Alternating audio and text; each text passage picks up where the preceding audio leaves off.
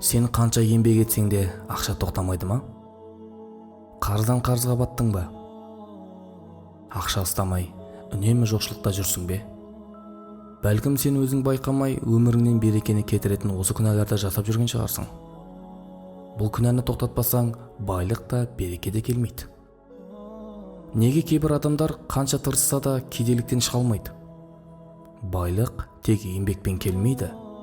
Иә, Алла құлдарына ризықты әртүрлі береді. Бірақ барлығымыз білетін бір нәрсе бар. Күнә берекені жояды. Пайғамбарымыз саллаллаху алейхи вассалам, адам күнә істеген сайын оған береке жіберілмейді деп айтқан. Ендеше қандай күнәлар бізді ризық несібемізді байлап кедейлікке ұшыратады? Бірінші себеп өтірік айту және алдау. Алла тағала Құранда алдамаңдар, өтірік сөйлемеңдер, өйткені ол берекесіздікке апарады деп ескерткен.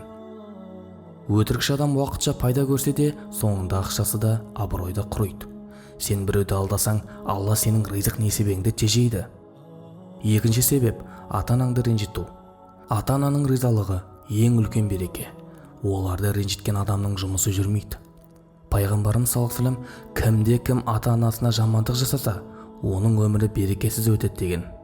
Егер ақшаң тоқтамай жатса, анаңның дұғасын алдың ба? Әкеңнің батасын сұрадың ба? Үшінші себеп әділетсіздік пен зұлымдық. Біреудің ақысын жеп қиянат жасау ең үлкен берекесіздік. Біреудің ақысын жеу сенің өз несібеңді жауып тастауың. Алланың әділдігі, біреудің көз жасымен келген ақша ешқашан саған бақыт әкелмейді. Төртінші себеп намаз оқымау және Алланы ұмыту. Алла ризықты қалай береді? Кім Алладан қорықса, оған күтпеген жерден ризық жібереді. Ал кім намаз оқымай, Алланы ұмытса, оның өмірінен береке кетеді деп айтқан. Бай болу көп ақша емес, бір нәрсеге шүкір етіп берекесін көру. Қорыта айтқанда, ақшаң жоқ болса, бірінші себепті еңбекте емес, өз жүрегіңнен ізде. Алланың алдында жасаған қателіктеріңді түзе.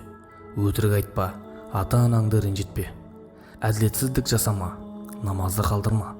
Сонда өміріңе береке келіп, ризық есіктерің ашылады.